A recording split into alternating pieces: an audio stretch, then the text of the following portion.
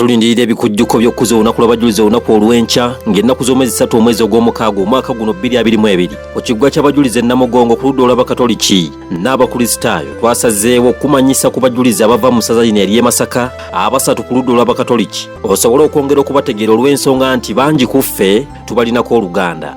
Olunaku olw'eggulo nakujjiddeyo ebikwata ku mujulizi Kalooli Lwanga ava mu kigo ky'e Butende mu ssaza lino ery'e Masaka n'ekusuubiza okumanyisa ku bikwata ku mujulizi Bruno Sserunkuuma enzaalwa y'omu kigo ekyokussaza wano mu kibuga Masaka.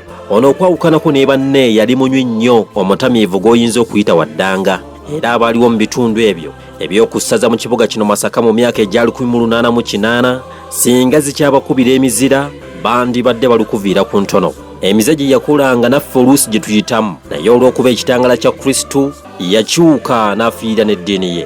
Abamanyi ku byafaayo by'omujulizi ono tosobola kusuula muguluka Reverend Father Mugisha Junior ow'ekitovu era bingi byamutubuuliddeko. Bruno Sserunkuuma muzira ndiga, kitaawe ye yali namujulirwa era nga yeddira ndiga. Nyina wa Sserunkuuma yali ayitibwa Ndibalizza nga yeddira nkima. Omukyalo ono oluvannyuma lwa mutabani we okuttibwa olw'eddiini naye yasoma eddiini n'abatizibwa n'aweebwa n'erinnya erya Yosefiina era eddiini yagisomera mu mbuga ya Pookino Alexis Sebowa. Engeri gye yagendamu okuweereza mu lubiri teyamanyibwa nnyo naye ekikulu ekimanyiddwa Sserunkuuma ono yali musajja omuwagguufu era ekyo kyayanga okumuweesa omulimo ogw'obuserikale mu lubiri. Bannabuddu n'Abakristu bonna okutwalira awamu tulina ekirabo kya Bruno Sserunkuuma asiibuka ku ssaza wano ku kigo ekyokussaza okumpi n'embuga ya Pookino naye bangi oba mu ffe tetutuukanga nawo. Omujulizi Bruno Sserunkuuma emize gye yakola mu buvubuka bwe mingi nnyo egiteegombesa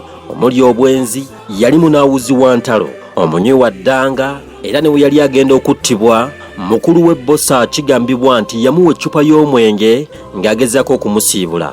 Bino n'ebirala tolemwa kwebuuza nsonga yakyuka atya okubireka n'atuuka n'okufiira eddiini ye naye bingi ku bino Reverend Father Mugisha Junior aliko byatubuulira. Mu kifaananyi kyalaga nga akutte akaleku. Bruno Sserunkuuma ono akabisi kaamuwoomeranga n'agunywa n'agangayira. Abamu ku ffe embeera eyetukwata. Kigambibwa nti olumu Kabaka Mwanga okumusiima olw'emirimu gye yali akoze yamuwa abakazi abasoga 2 ng'ekirabo, kyokka kino kyatuukawo ng'amaze okubatizibwa. Banne Kalooli Lwanga bwe yawulira ensonga eno n'agenda amukomako era n'agamba ne Peremapeera n'amugamba nti ekyo si kituufu era abakazi abo n'abaleka n'asigala ng'asoma eddiini. Kati abaminsani bagenda okutuuka kuno mu 1879. Sserunkuuma yalina emyaka wakati wa 2 n'25 egy'obukulu. Yosefu Mukasa bali ku ddembe ng'amaze okuttibwa nga 15 Novemba 1885. Enkeera abatujulizi bano bangi abaali bakatandika okusoma eddiini bagenda mu baminsani nga bamaze okulaba omu ku bannaabwe attiddwa ne bagamba nti naffe obudde bonna kabaka ono asobola okututta ne basaba okubatizibwa era bangi ku bo ng'ennaku z'omwezi 16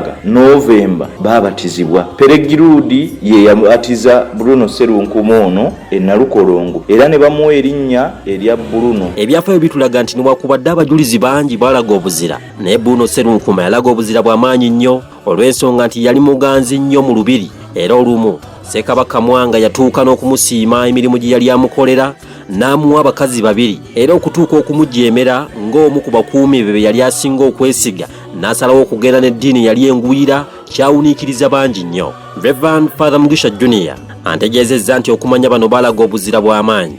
Bruno Sserunkuuma ne banne baabokya bayimba ennyimba ezaali zisuusuuta omutonzi nga batuuse Namugongo mu ttambiro. Bruno wamu ne banne nga bamaze okubasiba n'okubassa mu nkoomi eno ng'omuliro gubumbujja abamba wabaatandika okuwowoggana n'okuyimba nga babeetoolodde eno nga bagamba nti katubookye Katonda gwe mwesunga okulaba bw'anaabajjamu. Bruno kwe kubaddamu nti nammwe abatookya muli baddu b'abalubaale naye nammwe mujja kufa. Kyokka Bruno bwe yamala okubagamba ebyo, ye wamu ne banne bwe baayokebwa beewuunyisa abambowa abaali babasibye era abaali babookya, kubanga eno ng'omuliro gubengeya nga gubookya bo baddanga mu kwegayirira kusoma ssaala na kwegayirira erinnya ffe Bikira Maaliya nga n'okuyimba ennyimba kwe batadde. Bruno Sserunkuuma ono yali musajja muvumu, yattibwa ne bannaabalala ng'aweza emyaka egy'obukulu 30 nga 3